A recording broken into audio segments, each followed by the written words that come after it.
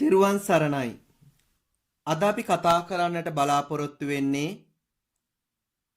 7 ශ්‍රේණියේ දෙවන පාඩම බුදු සිරිතට අනුව යමු අසරණයන්ට සරණ වෙමු. මෙම් පාඩම තුලින් අවධාරණය කරන්නට බලාපොරොත්තු වෙන්නේ බුදුරජාණන් වහන්සේ විසින් අසරණ සරණ වූ පුද්ගලයන්ට විවිධාකාර ලෙස පිහිට වූ ආකාරය පෙන්වා දීමට සහ ඒ ආකාරයේ පදනම් කරගෙන සිසු ජීවිතය ගත කරන්නට උත්සාහ කළ යුත්තේ කෙසේද යන වග තමයි මේ පාඩම තුලින් කතා කරන්නට බලාපොරොත්තු වෙන්නේ. අසරණයන්ට සරණ වීමේදී බුදුරජාණන් වහන්සේ කිසිසේත්ම ಜಾති ભેදයක්, කුල ભેදයක්, ආගම් ભેදයක්, හිතවත් අහිතවත් බවත්, ඥාතිත්වයක්, ඥාති නොවන ස්වභාවය ආදී කාරණා ගැන කිසිසේත්ම සැලකුවේ නැහැ. උන්වහන්සේ මේ සියල්ලම කළේ මහා කරුණාවෙන් යුක්තවයි. දුකේදී පිහිට විය යුතුයි කියන වග විතරයි බුදුරජාණන් වහන්සේ කල්පනා කළේ. එහිදී සඳහන් වෙනවා පරදුක්කේ සති සාදූනං හදය කම්පනං කරෝතීති කරුණා. අනුන්ගේ දුක දැකලා ඒ දුක ගැන සිතන විට හදවතේ කම්පනයක් ඇති වෙනවද? අන්න එය කරුණාව කියලා බුදුරජාණන් වහන්සේ දේශනා කරනවා. එසේ බුදුරජාණන් වහන්සේගෙන් කරුණාව පිහිට ලබාගත යුත්තේ ලබා දිය යුත්තේ කාහටද කියා අලුයම වේලාවෙහි මහා කරුණා සමාපatti ධානයට සමවැදිලා නුවණින් මෙනෙහි කරලා බලනවා. ඒ බලලා ඒ පිහිට විය යුතු අසරණ වූ පුද්ගලයා හෝ පිරිස කණ්ඩායම සොයා බුදුරජාණන් වහන්සේ වඩිනවා. මෙන්න මේ ආකාරයට පිහිට වූ අවස්ථාවන් ගණනාවක් අප බෞද්ධ පොත්පත්වල සාහිත්‍යයේ සඳහන් වෙනවා. ඒ අතර උදාහරණ වශයෙන් නිදසුන් වශයෙන් මේ කතා කිහිපය බලමු. එක් අවස්ථාවකදී තම දෙමව්පියන්ගේ සෙනෙහස අහිමිව අසරණ භාවයට පත්ව සිටි සෝපාකට බුදුරජාණන් වහන්සේගේ පිහිට ලැබුණා. ඒ තම පියා මියගිය පසුව මව වෙනත් කෙනෙකු සරණ පාවා ගන්නට යෙදුණා. ඒ සරණ පාවා ගන්නට යෙදුන සුළු පියාගෙන් විවිධාකාර අමානුෂීය වද හිංසාවන් සෝපාකට විඳින්නට සිද්ධ වුණා. එක් අවස්ථාවකදී මොහුව අමු සොහොනක මලමිනීයක බැඳලා ගියා තම සුළු පියා.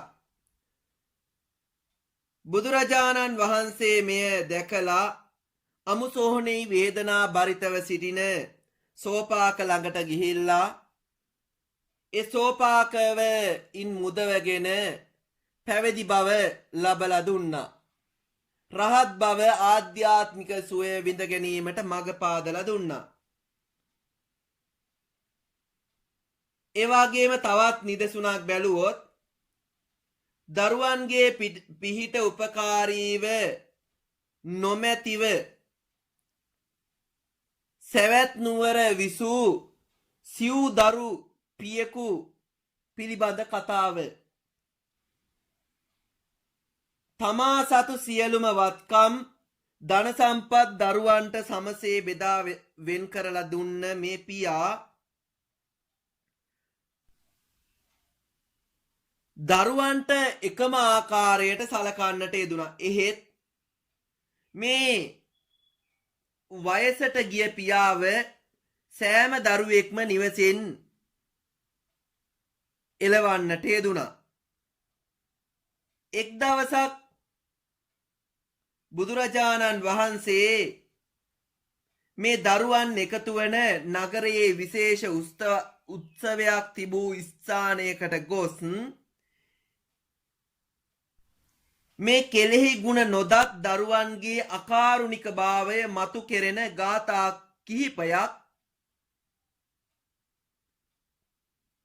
දේශනා කොට එම ගාථාවන්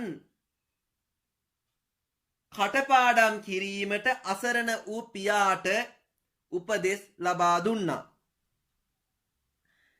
මෙලෙස එක දවසක් දරුවන් සිව් දෙනාම සම්බන්ධ වූ උත්සවයට සහභාගී වූ අසරණ පියා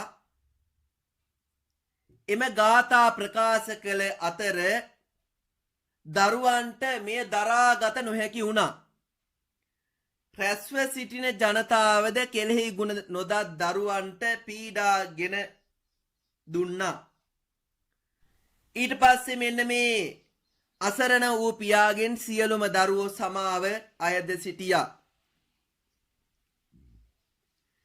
මේ දරුවෝ එකතු වෙලා මේ පියාව ආරක්ෂා කරගත්තා, බලාගත්තා. එනම් මිහිඳ සඳහන් වෙන්නේ බුදුරජාණන් වහන්සේගේ කාරුණික ඇසට යොමු වූ තවත් පුජ්‍යලයෙකු ගැන කතාබහක්. මෙසේ බුදුරජාණන් වහන්සේ මේ පියාට පිහිට නොවුණා නම් මේ පියා අතර මගදී මරණයට පත්වෙන්නට තිබුණා. එය වැළකුණේද බුදුරජාණන් වහන්සේගේ කාරුණික බව නිසා. තවත් එක් කතාවක් නිදසුන් වශයෙන් දක්වන්නට උත්සාහ දරනවා. ඒ තමයි වරදට හසු වූ එක් නිවැරදි ගොවි මහතෙකුට ජීවත් වීමේ වාග්ය බුදුරජාණන් වහන්සේ ඉදිරිපත් වීමෙන් ලබා දුන්න බව බෞද්ධ සාහිත්‍යයේ සඳහන් වෙනවා. මේ ගොවියා සැමදාම සුපුරුදු පරිදි කුඹුරේ සීසෑමේ කටයුතු වල නියැලුණා. එක් දවසක් මේ ගොවියා කුඹුරේ කටයුතු කරනකොට ඒ අසලින් පිඬුසිඟා වැඩිය බුදුරජාණන් වහන්සේ ආනන්ද හිමියන් වහන්සේව අමතලා මේ ගොවියා සීසාන කුඹුරේ වැටී තිබුණු කහවණු පසුම්බියක් දැකලා ආනන්දය සර්පයා දුටුවේ දැයි විමසනවා. එවිට ආනන්ද හාමුදුරුවෝ උත්තර දෙනවා, එසේය ස්වාමීනි, සර්පයා දුටුවෙමි. පෙරදින රාත්‍රියේ කාලයෙහි නිවසක් බිඳ පැන ගිය සොරුන් පැහැරගත් වස්තුව මෙම කුඹුරේ තමයි බෙදාගෙන තියෙන්නේ. ඒ අතර තිබුණු මේ මුදල් පසුබියක් තමයි මේ කුඹුරේ අතපසුවීමකින් වැටිලා තියෙන්නේ. මේ බව ආරංචි වුණ රාජ භටයෝ මේ සොරා පසුපස සොයාගෙන එනවා. එනකොට මේ කුඹුරේ තිබුණ මුදල් පසුම්බිය දැක්ක රාජ භටයෝ මෙහි වැඩ කරමින් සිටි ගොවියාව අරගෙන යනවා. සොරායයි අනුමාන කරලා මුදල් පසුම්බියත් සමග. ඊට පස්සේ රජු ඉදිරියට ඉදිරිපත් කළ මොහුට මරණීය දණ්ඩනය නියම කරනවා. ඒ මරණීය දණ්ඩනය නියම කරලා මරණයට ගෙන යන අවස්ථාවේදී මෙම ගොවියා විසින් බුදුරදුන් සහ ආනන්ද හිමියන් අතර වූ සාකච්ඡාව වරින් වර නැවත නැවත කියා යන්නට වුණා. මේ නිසා මේ රාජපුරුෂයන් මෙම ගොවියාව නැවත රජු වෙත ඉදිරිපත් කරලා මරණනීය දණ්ඩනය යම් තරමකට නවත්වලා බුදුරජුන් හමුවට යනවා. මේ බුදුරජුන් සියලු කරුණු මැනවින් මේ රාජ බටයින්ට රජ්ජුරුවන්ට ප්‍රකාශ කරලා ඒ ගොවියව නිදහස් කර ගන්නවා. එනම් මේ කතාව තුළින්ද ප්‍රකාශයට පත්වෙන්නේ බුදුරජාණන් වහන්සේ අසරණ වූ පුද්ගලයාට පිහිට වූ ආකාරය. ඒ වගේම තමයි ඒ තම ස්වාමි දියණියගේ දැඩි තාඩන පීඩන වලට ලක් වූ රජ්ජුමාලාට බුදුරජාණන් වහන්සේගේ පිහිට ලැබීම. මේ තම ස්වාමි දියණියගේ තාඩන පීඩන දරාගත නොහැකි වූ රජ්ජුමාලා දියගෙන එන බඳුනත් රැගෙන එක් දවසක් ගොස් සියදිවි නසා ගැනීමට සූදානම් වෙනවා. අන්නේ අවස්ථාවේදී බුදුරජාණන් වහන්සේ මේ රජ්ජුමාලාව දකිනවා. ඒ දැක්කට පස්සේ බුදුරජාණන් වහන්සේ මේ ස්ථානයට ගිහිල් වැඩම කරවලා ඒ මාලාව සියදිවි හානි කර ගැනීමෙන් වළක්වා ධර්මාවබෝධය ලබා දෙනවා. සසර ගමන කෙටි කර ගන්නට මඟ පාදා දෙනවා. මෙයද සිදු වුණේ බුදුරජාණන් වහන්සේ තුල තිබූ අසරණ සරණ ගුණය, මහා කරුණා ගුණය නිසාවෙනි. එසේම තවත් කතාවක සඳහන් වෙනවා තම සැමියා එවාගේම දරුවන් දෙදෙනා තම දෙමව්පියන් සහ එකම සොහොයුරා අහිමි වූ දුකින් සිටි මානසික පීඩාවට පත්ව සිටි පටාචාරාවට පිහිට වූ ආකාරය. මේ පටාචාරාව තම මේ දෙමව්පියන්, දරුවන්, ස්වාමියා, සහෝදරයා ආදී මේ සියලුම දෙනා මිය යෑම නිසා එකම සොහොනක දැල්වීම නිසා පීඩණයට පත්ව උන්මත්තකයෙකු ලෙසින් බුදුරජාණන් වහන්සේ හමුවට පැමිණෙනවා. ඒ දෙව්රම් වෙහෙරේ බුදුරජාණන් වහන්සේ වැඩ සිටියේදී උන්වහන්සේ ළඟට පැමිණ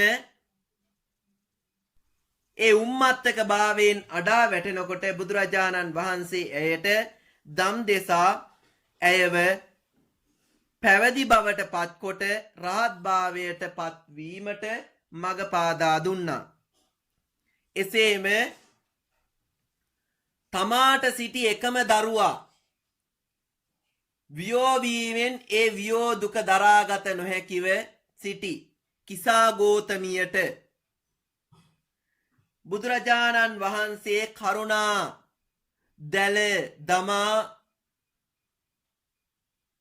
මෙත්සිතින් යුතුව සසර ගමන කෙටි කර ගන්නට ධර්මයේ දේශනා කළ වදාලා.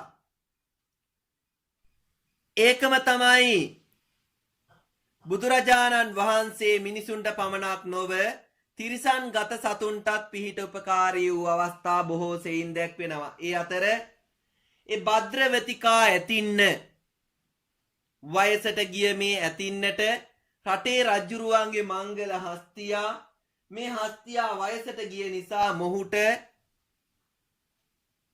සලකන්නට අකමැති වූ රජු මේ සතාව අතහැර දමනවා. මේ වයසට ගිය සතා තැන තැන ඇවිදිනවා දැක බුදුරජාණන් වහන්සේ රජුට කළගුණ දැක්වීමේ වටිනාකම පෙන්වා දෙමින් දහම් දේශනා කොට ඒ භද්‍රවතිකා ඇතින්නට නැවත සත්කාර සම්මාන කරන්නට අවශ්‍ය පසුබිම සකසලා දුන්නා. ඒ විතරක් නෙමෙයි. බුදුරජාණන් වහන්සේ එක් දිනක් වඩිනකොට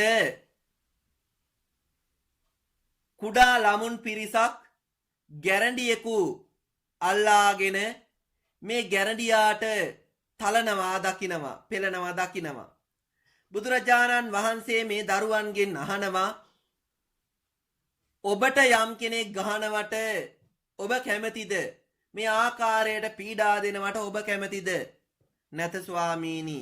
එසේනම් මේ සර්පයාද ඊට අකමැති. එනිසා මේ සර්පයාට තලන්නට එපා කියලා බුදුරජාණන් වහන්සේ මේ සර්පයාට අනුකම්පා කරලා ඒ කරුණාවෙන් යුක්තව දහම් දෙසලා එතනින් ඒ සර්පයා මුදව ගන්නවා.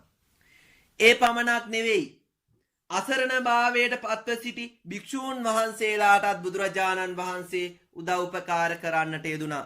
ඒ අතර උදරාබාධයකින් පෙළුණු භික්ෂූන් වහන්සේ නමකට බුදුරජාණන් වහන්සේ සත්කාර සම්මාන කරන්නට යෙදුණා.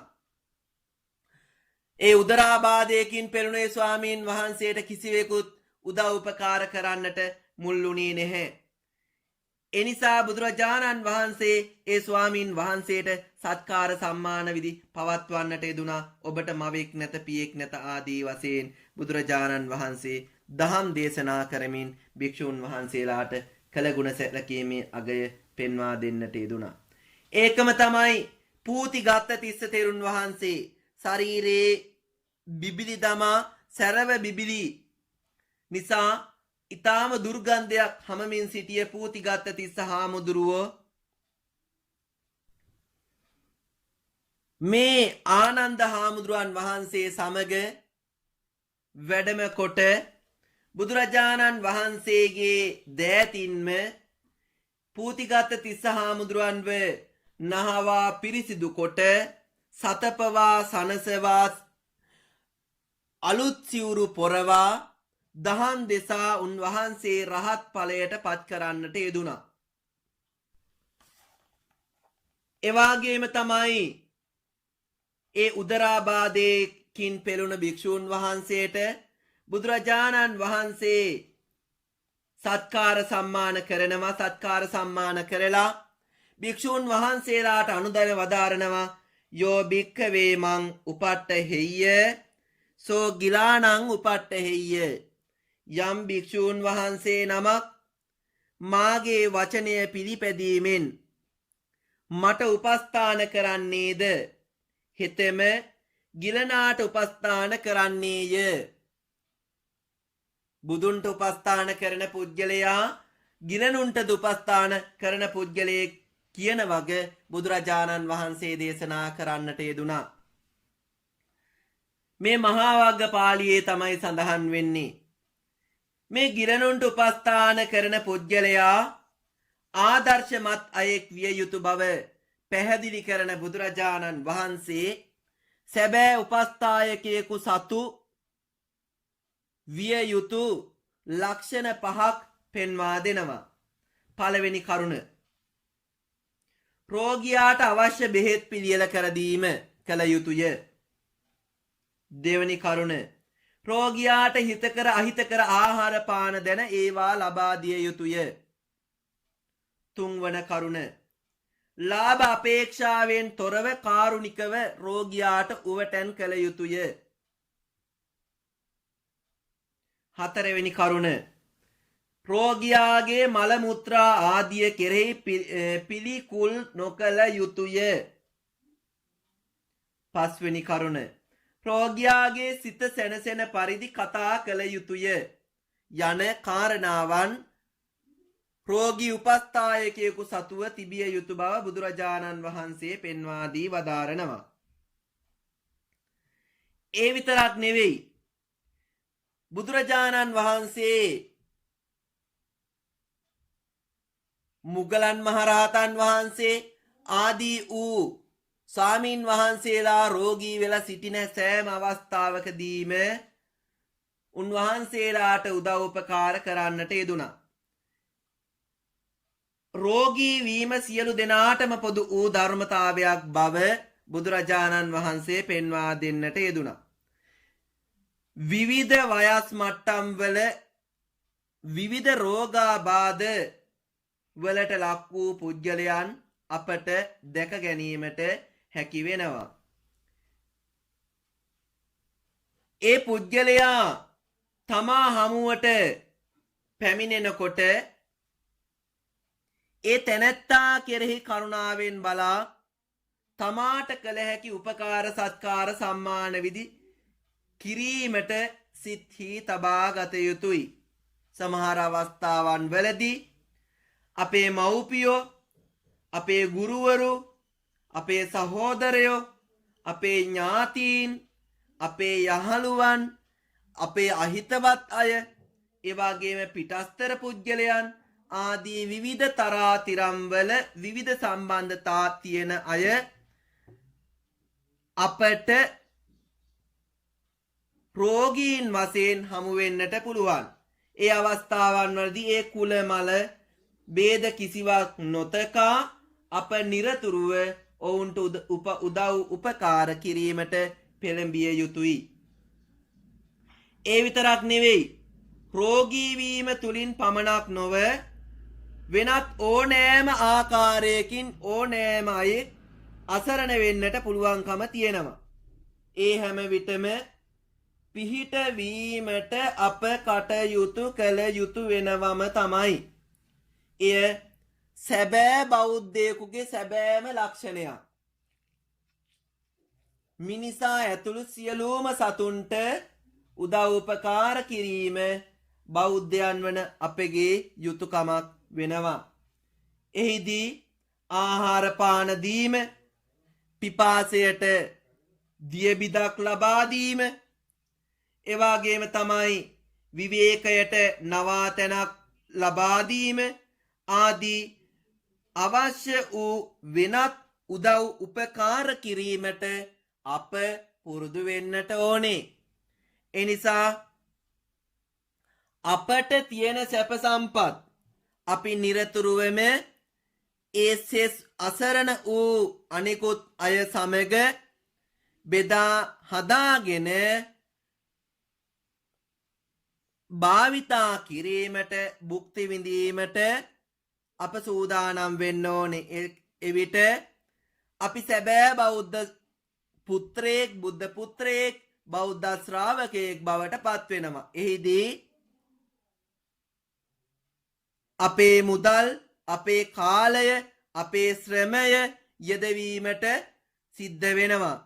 එහිදී ඒ කිසිවක් කරනකොට අපි එහි වටිනාකම නෙවෙයි, අවශ්‍ය ක්‍රියාව ඒ මොහොතේදී සිදුවිය යුතු යුතුයකමක් වශයෙන් අපි කළ යුතු වෙනවා. ඒකම තමයි සමහර වෙලාවට අපේ දුවල පුතාලට මේ පන්ති කාමරය තුල සිටින ඔබේ සහෝදර ශිෂ්‍යයෙක්, ඔබේ සහෝදර ශිෂ්‍යයාවක් රෝගීත්වයට පත් වුණොත්, යම් කිසි අවශ්‍යතාවයක් පැමිණියොත්, අසරණ භාවයට පත් වුණොත්, අපි නිතරම උත්සාහ කරන්න ඕනේ ඒ අයගේ ඒ අවශ්‍යතාවය සොයා බලන්න. හැබැයි සමහර වෙලාවට අපි දකිනවා ඒ අපේ සහෝදරයන්ගේ, එහෙමත් නැත්නම් යම් කෙනෙකුට අපි උපස්ථානයක් උදව්වක් කරලා එය හැමදේම හැම වෙලාවෙම හැමෝටම කිය අපි ඇවිදිනවා. එහෙනම් එහෙම කරන්නට නරකයි. අනිවාර්යෙන් ඒ පුජ්‍යලයාගේ ආත්ම ගරුත්වය රැකෙන ලෙස, රහස්‍ය භාවය රැකෙන ලෙස ඒ අවශ්‍යතාවයන් සොයා රහසේම උදව් උපකාර කරන්නට පුළුවන් නම් ඒක තමයි හොඳම ගති ලක්ෂණය වෙන්නේ. ඒ උදව් උපකාර කළ කෙනාගෙන් කිසි විටකත් ඔබ ප්‍රතිඋපකාර බලාපොරොත්තු වෙන්නටත් නරකයි. නම් බුදුරජාණන් වහන්සේ උදව් උපකාර කළේ ප්‍රතිඋපකාර බලාගෙන නෙමෙයි. එහෙනම් ඔබටත් පුළුවන් සමහර වෙලාවට ඇඳුම් පැළඳුම් වලින්, ආහාර පාන වලින්, මිල මුදල් වලින්, පොත්පත් වලින්, මෙන්න මේ ආදී සියලු දෙයින් ඔබට පුළුවන් ඔබේ සහෝදරයාට ඔබේ මිත්‍රයාට උදව් උපකාර කරන්න ඔහුගේ අසරණභාවය හැඳිනගෙන. ඔබ අහලා ඇති බෞද්ධ ගීත සාහිත්‍යයේ දැක්වෙනවා එක් තැනකදී කන බොන කෑම තනියම වළඳන්ට එපා අසරණ කෙනෙක් ආවිට එලවන්න එපා කියලා කන බොන දෙයක් කිසිම වෙලාවක තනියෙන් කන්නට එපා. ඒ වගේම තමයි අසරණ වෙලා උදව්වක් උපකාරයක් බලාපොරොත්තුවෙන් එන කෙනෙක් ඉන්නවා නම් ඔව්ව කිසිම වෙලාවක එලවන්නට එපා කියලා අපේ මේ ගීතේ සඳහන් වෙනවා.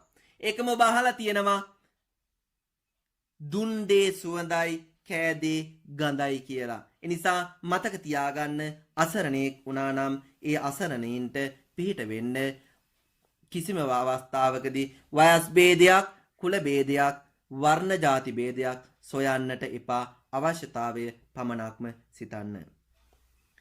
මේ පාඩමට අනුව සමහර අවස්ථාවන් වලදී අපි බලමු අපේ දුවල පුතාලාගෙන් අහන්නට පුළුවන් ප්‍රශ්න මොන වගේ ප්‍රශ්නද කියලා. මෙන්න මේ වගේ ප්‍රශ්නයක් ඇහුවොත් බුදුරජාණන් වහන්සේගෙන් පිහිට ලද අසරණයින් කවුරුන්ද?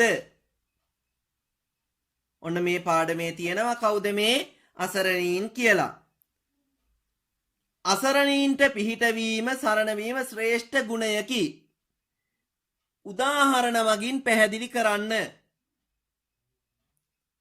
ගිලන් වූ පුද්ගලයෙකුට උපස්ථාන කරන උපස්ථායකයෙකු සතුව තිබිය යුතු ගුණාංග 5ක් බුදුරජාණන් වහන්සේ දේශනා කොට ඇත. ඒ මොනවාද? යෝ භික්කවේ මං උපට්ඨහෙය්‍ය යන ගාථාව සම්පූර්ණ කොට එහි අර්ථය සඳහන් කරන්න. මෙන්න මේ ආදී වශයෙන් අපේ දුවල පුතාලාගෙන් ඇහුවොත් ඔබ පිළිතුරු ලියන්නට ඕන ආකාරය මේ පාඩම තුල තියෙනවා. හොඳින් ඇහුම්කන් දීලා ඒ පාඩමට සූදානම් වෙන්න.